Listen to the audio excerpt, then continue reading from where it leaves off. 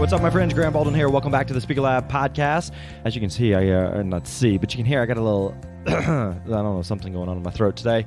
I think it's allergies or something, but that's one of the joys of speaking is the show must go on, both literally and figuratively, whenever you are recording a podcast episode or whenever you are out on the road and traveling and speaking. So I hope you're doing well. Hope you're having a great day. I appreciate you hanging out with us. Hey, we got a great episode for you today. This is one that we've had some people ask for, but as some of you may know, I'm actually in a mastermind with a couple other guys that I've been involved in with for a couple years now. And the mastermind has really had a huge, huge impact in my overall business and even just life, I guess, quote unquote, off the court and off of outside of business. So we decided what to do was I wanted to have these guys on from our mastermind and for us to just kind of kick around and discuss what our mastermind is and what we do within it and what the benefit is, what the wins are. So today we talk through like different components of the group, some things we've tried. We've tried using Slack, calls. We tried a book club. We do a lot of retreats. We have involved our wives. So we talk about that. We talk about how our group formed and what we would recommend if you were looking to form a group.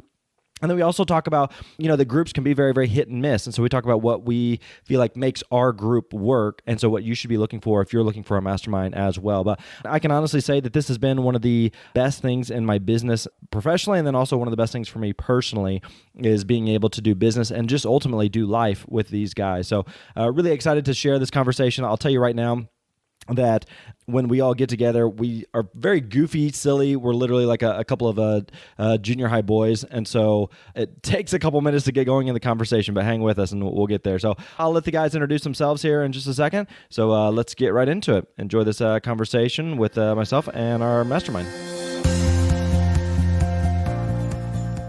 Graham Baldwin here. I'm joined by three beautiful men that I have the blessing and the curse of being in a mastermind with. We tried recording earlier, and so we are literally 14-year-old boys who just goof off and ding around, and it's amazing that any of us make a living online.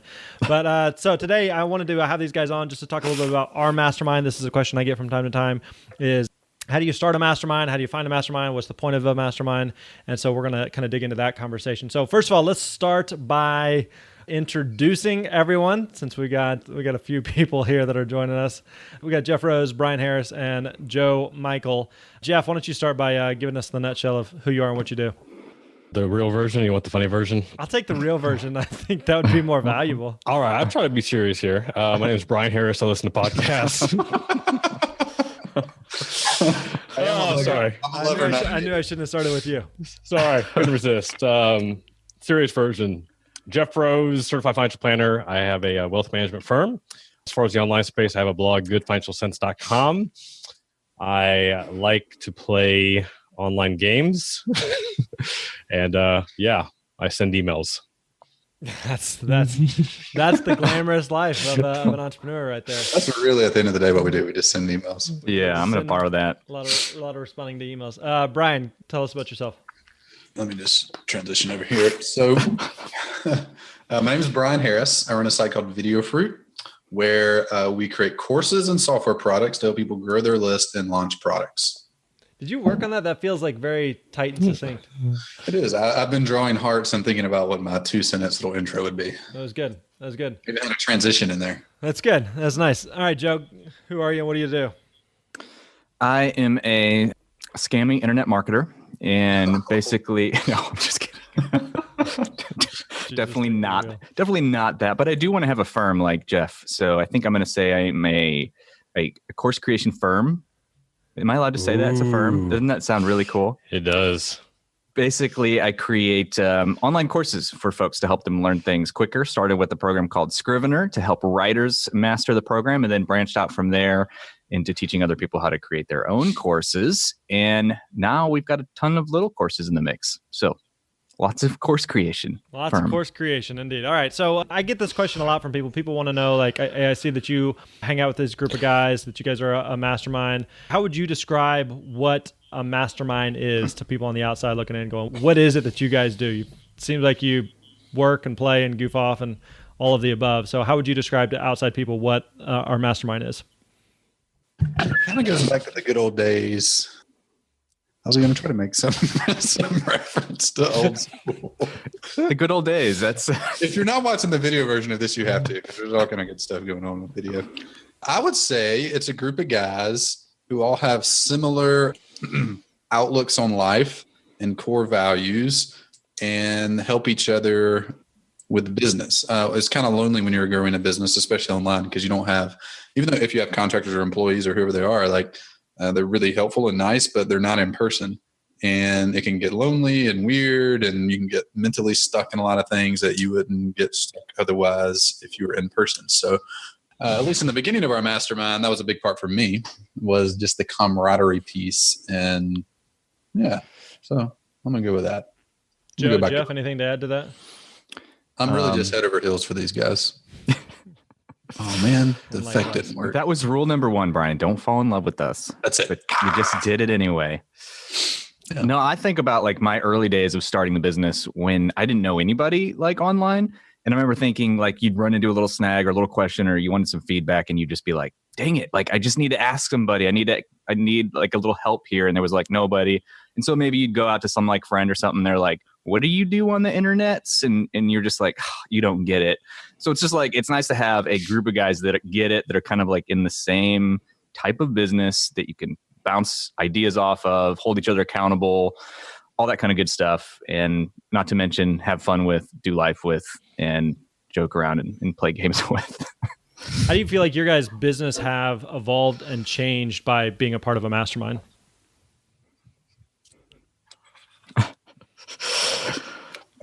Bryan Harris. Bryan just up and vanished. That was perfect. You get it? Got it. I will. I'll try to remember to post the video for this, because it would be fascinating for people to see. Have you been doing doodles all day, Bryan? All day. I just want to say this guy is good. Let me ask again here. Let's try this again. This is all staying in, by the way. How do you feel like your business has changed or evolved from, or even just benefited from being in the group? Why don't you go first, Jeff? I know, at least for me personally, I mean, with this mastermind and other masterminds, I've had a lot of amazing, great ideas that were going to change the world, that I was getting ready to spend hours upon hours and money, launching these ideas. And then when you actually say these ideas out loud to a mastermind group and they hear what you want to do and they ask the question, what? That doesn't make any sense. Or you get that real feedback that you don't get maybe from your spouse or somebody else. Like, oh yeah, that's great. You should do that. And I think that's valuable, because I think we all want to do a lot of different things. So among not going down the path of starting bad ideas and just staying laser focused on what you're currently working on. So I think it's easy to get distracted, at least for me. It's like I want to do 27 things at once. So now I try to keep it about 7 things at once. Right. Do you feel like from the business standpoint, like has your business grown? Have you seen any revenue increase or anything that you can tie back to being involved with the mastermind?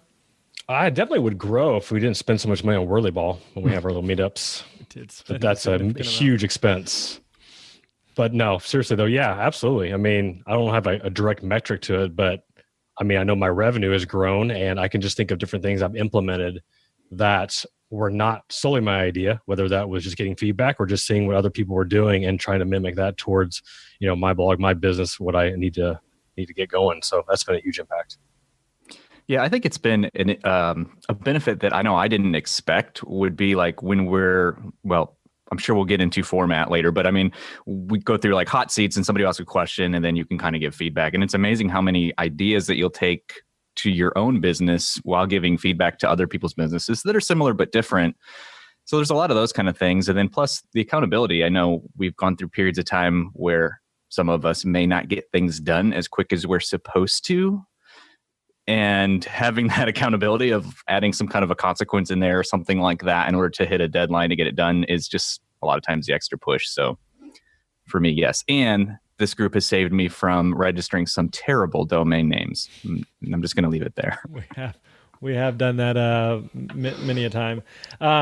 Okay, so I want to talk about the format piece, but I want to come back to that. So let's talk first of all about how our particular group came to be, because I know one question I know I personally get a lot from people is, how do I find a group? How do I form a group? How do I create a group? So Bryan, why don't you give us a nutshell on how did this particular group come to be? Because Bryan, Joe, and myself are some of the OGs. Jeff has been new kid on the block for a little while now. But Bryan, how did this particular group come together?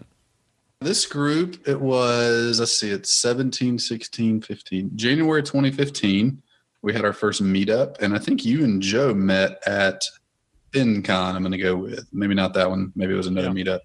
Y'all met, y'all talked. I think Andy Traub was in that, maybe an early stage conversation. Somehow my name came up. I think Grant reached out to me and invited me to the group. I eventually said yes. So it was me, Joe, Grant, Andy. Was that it to begin with? For that first 4, I think so. Yeah. And then we had a few people cycle in and out. Daryl Vesterfeld's been a part of it. Bob Loddick's been a part of it. Andy. I guess those are the 3 that have come in and have left. So currently it's just us 4 right now. But it's been fun. It's been 2 and a quarter years so far, and been a good time. But pretty ordinary. Like most people, when I think of starting masterminds, I think it's this big thing they got to convince people that are way ahead of them to jump in and be a part of. But just start with the people you know. And just ask them, like something I did and I still do, but I did before I had an official mastermind group, was find people that are smart that I like, that you share similar, outlooks on life and you just actually like talking to, and invite them to do like a call once a month. And just like get on the call for an hour and chat. Like me and Brian Dean still do that. We've been doing that for 3 or 4 years. Me and Andrew Warner started that 3 or 4 years ago, and we're down to once a month now, I think. We used to do every week, and now we're down to once a month. But those are great. And that can evolve into a mastermind. It can just stay a one-on-one thing, but don't overcomplicate it. Just start with what you have. Like, who do you know that's kind of at a similar stage or maybe one step ahead of you, and invite them to chat on a regular basis and just see what it evolves into. If you're going to create a mastermind from scratch, do you feel like the people that you would invite need to be people that you know? Do they need to be people that are where you're at or ahead of you? Or what would be like the criteria that people should be looking for if they're going to start their own? I would say being the smartest person in the room is never a good thing. Like, find people that are better than you, but you can't go 3 and 4 steps ahead of you. Like, if you have an email, and the email list isn't the ultimate gauge, but that's the way I think about things. If you have an email list of 100 people and you go to try to invite Tim Ferriss to be part of your mastermind, like, it's just not happening. Like, find somebody that's a year or 2 in, maybe have the email list of 1,000 or 10,000 people, and start there. So I would start with people similar to you or ahead of you. And if you find people, maybe stage of business is a better thing to gauge it off of. Yeah, I was going to kind of echo that too, because I was thinking, Grant, when you and I first met in FinCon, we ended up talking, learning about each other's business, and we're like, wow, we're really similar. And we were both we both said, look, we want to go to the next level. Like, we're here, we want to go to here. And how can we do it? We started to talk about our struggles, and we realized we're very similar business-wise, goal-wise, what we visioned, not only that, but then, you have that personal, okay, you're kind of like me. You got to like the people that you're going to be spending some time with. So definitely you want to be kind of the same stage, and maybe look for others who also want to go to the same stage where you want to go. Because I think that's important too, because you want to find people that you can link arms with and go there together. Yeah, I mean, the reality is, when we started, we all kind of loosely knew each other, or kind of knew somewhat of each other. Joe, you mentioned we had hung out at a conference for a couple hours talking, but it wasn't like we had spent we'd known each other for years and years or anything. And right. I mean, even with Bryan, I think we'd exchanged some emails or something, and had met briefly, but it wasn't we had some multiple year friendship or something. So how important do you feel like it is to have any type of existing relationship if you're going to start a group? Probably good to have some level of relationship. It's kind of weird to start talking about all these stuff with people you literally have never met or talked to before. So if you don't know anybody, or if you don't have a decent relationship with anyone, maybe you start with one-on-one calls and do that for a couple months, and then transition to something more intimate. Yeah. Hey, another thing I thought of too is finding people that have that just kind of enjoy this thing. I don't know. I guess it depends on what type of mastermind you're running. But I think something that's been important for us is having people that here, give an example. Find somebody who would be a part of this call and wouldn't get pissed off because I'm drawing smiley faces over here on the side. We don't take two things too seriously, right? So finding people with similar, that's a terrible smiley face. Finding people with similar senses of humor, and just that, because we take trips a couple times a year, and it just sucks traveling with people that are not, that don't, I don't know, maybe think about things similarly or whatnot. So some of that you can choose ahead of time. Some of that you just kind of have to learn the hard way, and maybe you figure out things aren't a good fit. But that's something that kind of popped in mind as we were talking. Going into if you're going to start a new group from scratch, how knowing what we know now, it feels like our group has evolved significantly from what we started with. Here's the concept of the group to what it is today. So how much of that in the beginning do you just feel like, I just want to find a couple people, guys, gals, whatever, who are doing something similar place in business, headed similar places in business, and let's just get together and talk shop and go from there and see what evolves? Or how important is it to really have some, like, even just like personal criteria in terms of, we're one thing that's important to us is we're all husbands, we're all fathers, we all, for the most part, live here in Nashville. Our wives get along, we have similar belief systems. So there's a lot of like the personal things that have nothing to do with business, and I guess at the same time everything to do with business, that really affect our group. So how important is like the personal side and the personal dynamics when starting a group? I think it's just going to kind of depend on the individual. I mean, like Grant, you and I, when we talked in the very beginning, those were things that were like, because we had been in other groups too, and you kind of share like, I wish it was this, or I wish it was that. And I know for me, it was like separating, okay, like my spiritual beliefs from my business it's kind of impossible, because it's like, for me, it's just they're intertwined. And so it'd be nice to have other people that get that same thing. And so you got to know what are super important, but others, they don't care about that. It's just like, it's strictly business. Like, I just want them to be on the same business mindset as me or whatever.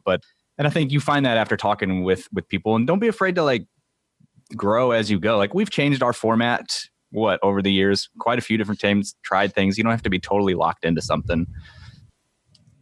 Jeff, how did you, since you're kind of the new kid on the block, if someone's listening to this and they're going, okay, there's a group I want to be a part of, or there's some other people that we all kind of loosely know each other, like when you were joining our group, what did that process look like for you?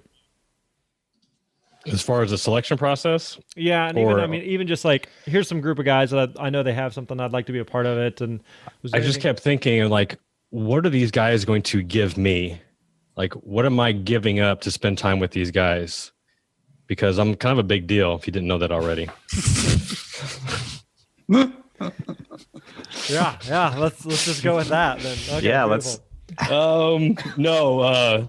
I know that a few masterminds that I've been in before, I mean, they're all successful, even where I was at or where I wanted to be, 5 years from now. And I would say, some of the values came into question, being a Christian guy and wanting to surround myself with other successful Christian online entrepreneurs. So that was definitely something that I was looking for. In the beginning, though, like, it was, man, if I could get with anybody who's going to help me grow my business, like, I was all about it.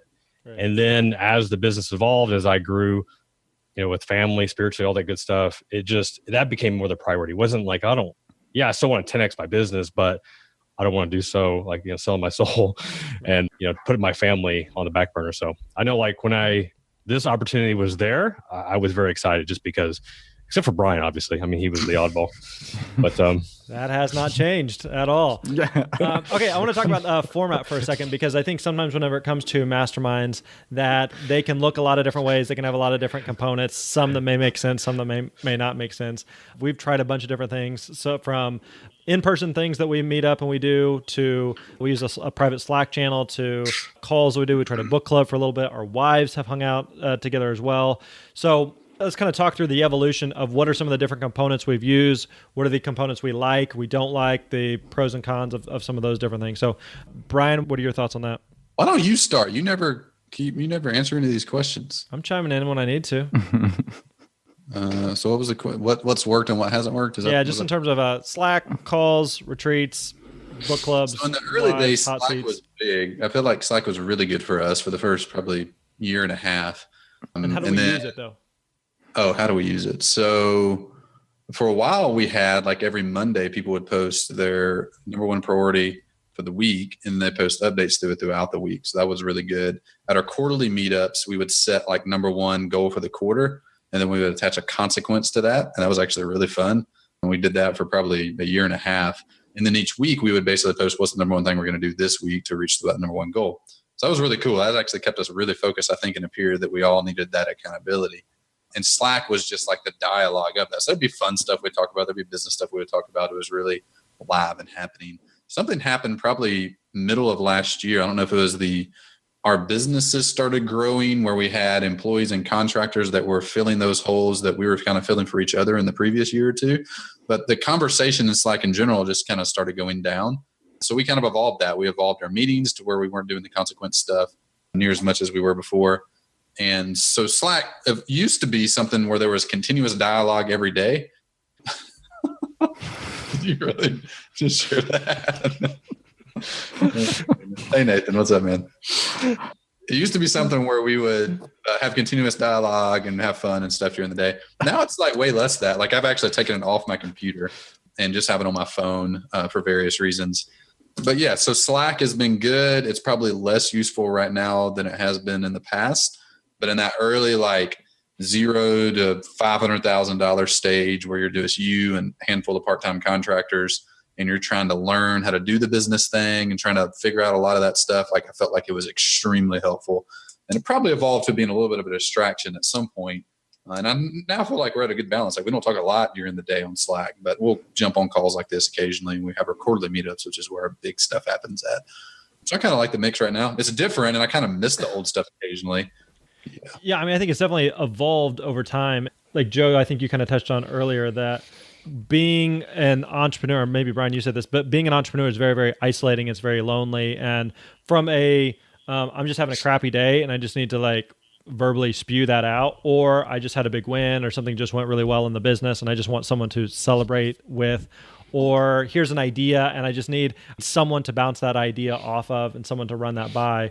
So this group has served like really, really well just in the form of like Slack, just being able to like, I'm just going to jump in, or even just like, hey, I'm looking for a graphic designer. Does anybody know anyone? Or Jeff, I saw this, cool design that you had the other day. Who's the person that did that for you? And so some of those just like sharing resources, sharing ideas, sharing things that have just worked for us. Slack has been a really good tool for that. One thing I know that a lot of groups have is they do some type of like regular call. And Jeff, I know that you're part of, I think, another group and you do calls from time to time. So what are your thoughts? And I know we've personally, in our group, we've tried calls and they've been hit and miss. Any thoughts on doing a call or a Zoom call or some type of a weekly regular meetup? Yeah, I've been in a part of two different ones where we had a call. One was it was a required call. I mean, you didn't miss no matter what. And I liked it for a while, but then it came to where it was on a Monday, and if the kids were off on a holiday, and here I am trying to do a mastermind call at 11 o'clock during the middle of the day, and we're on vacation or something, I just didn't like that. I mean, and I started feeling guilty if I didn't show up. And I don't think that was myself making myself feel guilty. I feel like that was what the group was. And I think it just came down to difference of priorities. The other mastermind, actually, that I'm still in, we have a weekly call. It's a very loose call. We have it probably on average once to twice a month. But it's nice. I mean, it's a nice check-in. We do Zoom. We see each other. We can share resources similar to what we're doing here. I like having that option where there's a little bit less flexibility. But I don't know. I would, honestly, with you guys, I would love to do like a monthly call.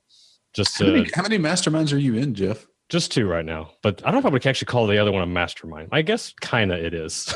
But yeah, it meets on Fridays, and I've been there once or twice, I think, in the last month, just due to other issues. But so yeah, Joe, but we don't do like any meetups or anything. Joe, you got any observations on our calls and the times we've done them? Yeah, I mean, I know for me, when we first started, like the idea of doing a call felt cumbersome to me too. Like, oh, another thing I've got to show up for. And now that, we have flexibility, that was just like annoying. Not to mention, the bigger your group is, the harder it's going to be to get everybody in a good time slot that works for everybody. And so being able to have it like really loose was really cool. But now that like the times we've done it and done it successfully, I always do enjoy it because there is that camaraderie. But I've been amazed at the amount of that we've been able to capture in Slack, honestly. I mean, there's been days where, we've had Slack threads that I'm literally almost rolling on the floor laughing because of these things that just kind of take off. And it really feels like you're just kind of there and part of something. So, I mean, Slack's been awesome, I think. Yeah, I think that speaks to the size of the group too, because that could just get really tough. I think with the four of us, like our group's been bigger at times. We're five, and just every person you add makes it that much more difficult to plan things like this. I mean, even just this took us a while to like find a good date and time, right? So there's that element too. And not only that, but just being able to like on your own time, kind of when you need to, if somebody posts something in Slack, you might be in the middle of something, but knowing that you're not going to miss it, you can follow up on it later when the time is good for you versus, okay, you've got this 1 hour slot or whatever your time is, you've got to be there. And so I don't know, just kind of depends. Danny Pack Day was pretty good. We've developed a lot of inside jokes here that have served us well over the time. Okay, let's talk about retreats for a second, because this is one component that I think has been really valuable, both personally and professionally, for us as a group. So why don't we kind of talk through what some of the retreats are we've done before, what the format is, how that's evolved and changed over time, why the retreats are important or significant to us. Let's kind of dialogue on that. Bryan, you got any thoughts? Why are retreats important to us? Is that the question? Sure. Okay. So for me, having like a standing weekly call, like, I don't know, like at this point of where I'm at least as a leader and as business owner and dad and parent and whatnot, I don't want any more standing commitments. Like I'm trying to actively cut stuff out. So doing like a weekly call for me is like that would be, I don't really want to do that. I like the idea of doing it and I would enjoy doing it, just like I enjoy doing this call now. But what you have to give up to do that isn't worth it. Whoa, there it is. Sorry about that. That's been hanging out there a while. It hasn't popped in.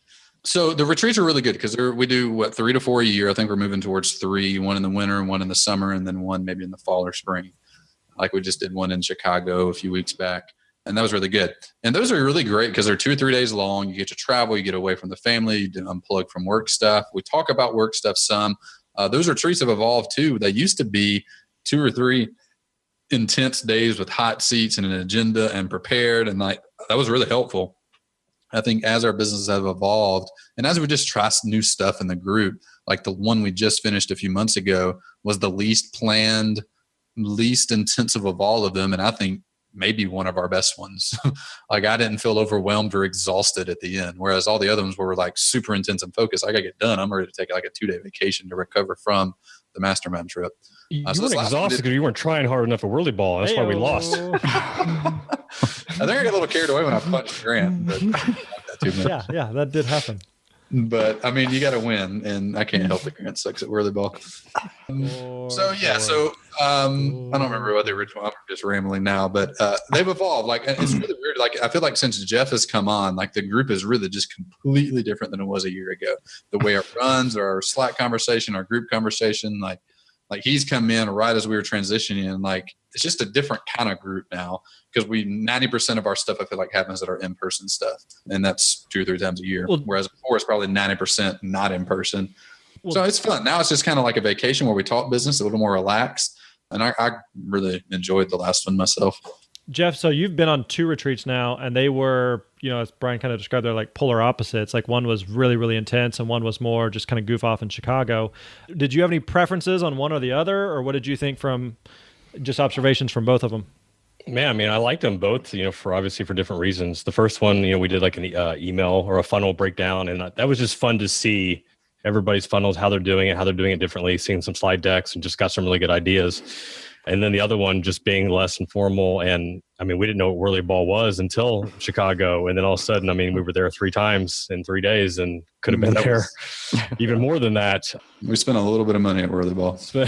Well worth it though. There's 4 people listening right now that know what Whirly Ball is. Everybody else needs to go Google it. And there's 4 people that are really happy that we're talking about it. Yeah, and I think just going back to, Joe made the original point at the beginning as far as just not having a group of like-minded individuals that you can go out and have a good time with. I mean, that was something that, I've got 4 children, so I don't get out a lot. And to be able to do that and with 4 guys and have a blast and win 95% of the games was good. Just check your stats. Yeah, so I think the retreats have been really good from a professional standpoint where we can definitely talk business, but I think as you guys all alluded to, it's been really good just for life. That one thing I think that why we've all clicked really well is, yes, we're entrepreneurs, but more than that, we're husbands, we're fathers. So a lot of times, if we're sitting around having a meal or playing Whirly Ball or whatever, we're also just talking about marriage and parenting and just life. And so I think I don't know that our intention when the group started was for it to become that, but it feels like it's definitely evolved to that where maybe the personal side is more important than the professional side today. Like I know we've talked about different people that may or may not be a fit for the group. And oftentimes it comes back to who they are personally and if they would gel with us in this type of group. Yeah, I think especially if you're going to do like in-person retreats kind of like we have. And that's probably the reason we've been able to get away with using Slack for so long, because you've got this ongoing kind of communication in Slack, but then you've got the big quarterly where we're really going to kind of all catch up. And if we have deeper questions or like we're just sitting having lunch and you could just say, hey, Grant, what is that thing you're doing with your new funnel? Or, Bryan, how are you running this Facebook ad? Or, just those casual conversations work like that. But then as you do those in-person retreats, you start to know the people and spend more time with them. It kind of evolves and goes from there. So, I mean, if you're not doing in-person stuff, you probably could get away with a lot less personal type of group. But I don't know, for us, it's been a huge part of what I enjoy about it most. I look forward to them every quarter. And it also is kind of like a little kick in the pants knowing that like, okay, they're going to ask what's new in your business. And I don't want to say the same thing that I said last time and those kind of things. So it's like, and we did this cool little show and tell thing last time, which I thought was really helpful. Mm-hmm. Yeah, just being open to trying new things. I think we even brainstormed at the end of like, okay, what could we do different next time? Like this time was a little more relaxed, but next time maybe we'll do a little more show and tell. And then obviously add in Whirly Ball, and we need some affiliate links for Whirly Ball somewhere. Show and tell was really fun. I like that. What was explain what show and tell was. So yeah, go ahead, Bryan. You go, Joe.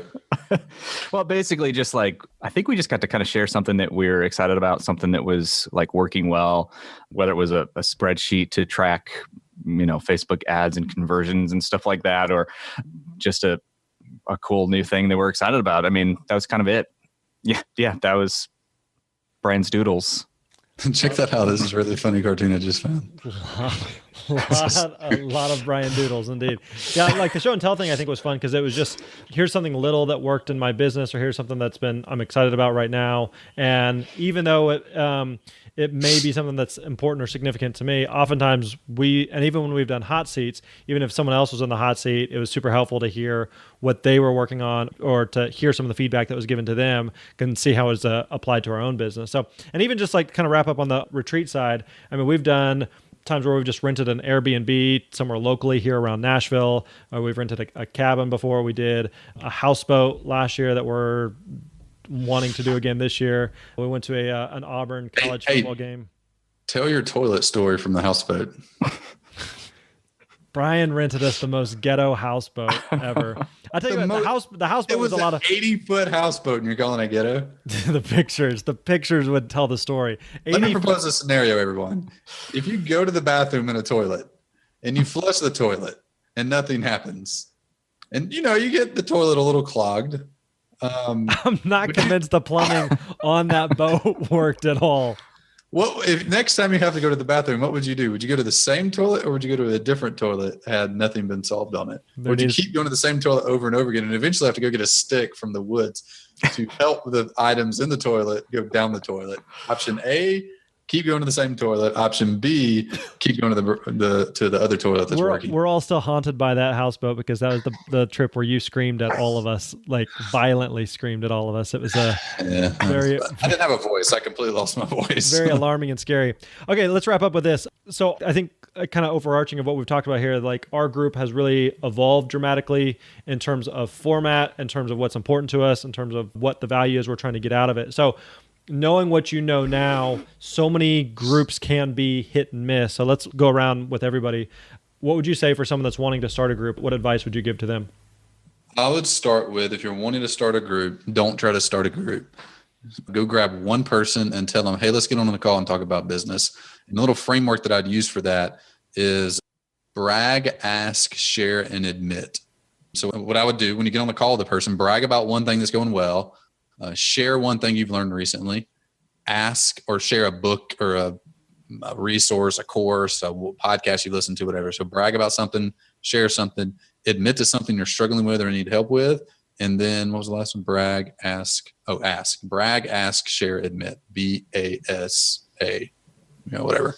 So there's a little format you can use. I can't remember letters currently. I'll write it on my screen actually when the next person goes. So brag, ask, share, admit, find one person, start a little 1 hour, once a month conversation with them, and let that evolve into a bigger group thing if it does. Or you might find that's perfectly fine. Jeff. What Bryan said. Mm-hmm. Joe. Yeah, I would say, don't stress about it too much. Just start where you are. Like don't try to form this group and make it like it has to be this thing, or even look at our group and be like, I want that. Like our group evolved and took a long time to get to, and doesn't happen overnight. Start with the relationships you have or don't have. Don't be afraid to get out there out of your comfort zone and like go to conferences. That's something we didn't mention. This kind of started from a conference. You get to really meet some cool people, like-minded people, and don't be afraid to ask around. That's another point I think, Grant, that we did while we were there. We're like, hey, I remember we asked Jeff Goins right after one of his talks. We're thinking about kind of starting this group.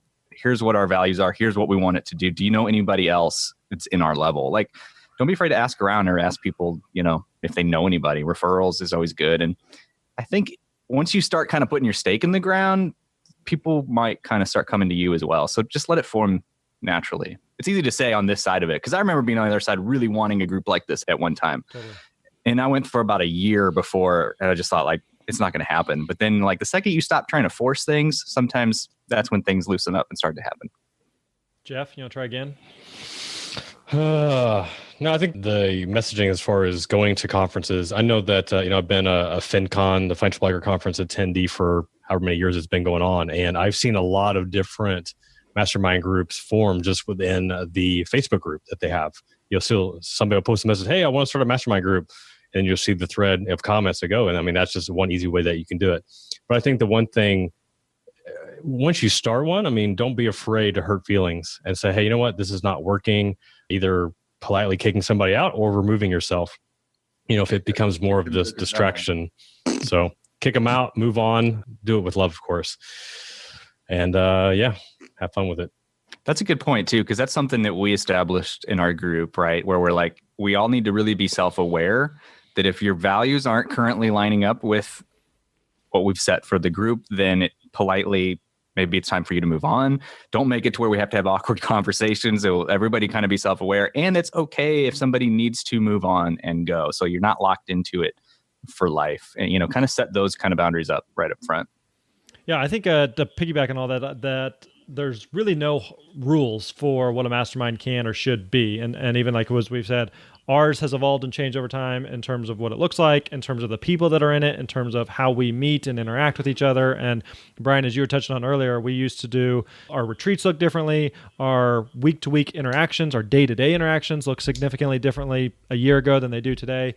So be willing to evolve and change instead of feeling like it has to look like this, forever and ever, and be willing to roll with that. So, all right, if people want to find you and stalk you online and be like, wow, these guys know something about life, and I just want to see how pretty they are just by watching a video or looking at their faces. So, Joe, where can we find you online? You can find me on Twitter @ScrivenerCoach is my handle, or josephmichael.net. It's currently getting redesigned and is going to be my hub. So check it out. Hub it, baby. Bryan, where are you online? Go to smartbribe.com. It's a cool little free app we made. It allows you to get more traffic to your site. It's free. Smartbribe.com. You also get on the newsletter and crap if you sign up there. So smartbribe.com. Newsletter and crap. All right, beautiful. Jeff Rose, where are you? Twitter, I'm Jeff Rose. And no, I don't have a stuttering problem. Why is there the extra J in there? Because the Jeff Rose from Canada beat me to it. That's why. And he won't sell it to me. They're the worst. Canadians, eh? All right. Appreciate you, fellas. All right, there you go. I hope you enjoyed that conversation and chit-chat with the guys in my mastermind. All great guys and really deeply admire, respect, and really appreciate those guys. So really appreciate them also taking the time. It was a nightmare to get it scheduled. Everybody's just busy, has a lot going on. So it's a lot of fun to get that scheduled and recorded, and I hope you enjoyed that. I hope that was something that could benefit you. I would encourage you to browse around and figure out, are there some people that maybe you would want to be in a mastermind with, and maybe it's worth just trying and testing out and seeing if it would be a fit for everybody involved. So I'd highly recommend that, especially from a speaking perspective. If you are getting started or wherever you're at in your speaking business, try to find some other people that are at a similar spot or even who are a step or two ahead of you that you can learn from and definitely be able to link arms with. I know that within our Booked and Paid to Speak community, Booked and Paid to Speak is our primary training program teaching you a step-by-step system on how to find and book speaking engagements. And so within that, we actually have a community component where we have over, at this point point of this recording, we have close to 900 people that are in the Facebook group. And so I know that we've had actually a couple masterminds that have come out of that, of people that have just connected with other speakers who are building their business and doing it as well. So it's a great opportunity to connect with other speakers. All right, my friends, that wraps up episode 137. We'll catch you next time. You're awesome.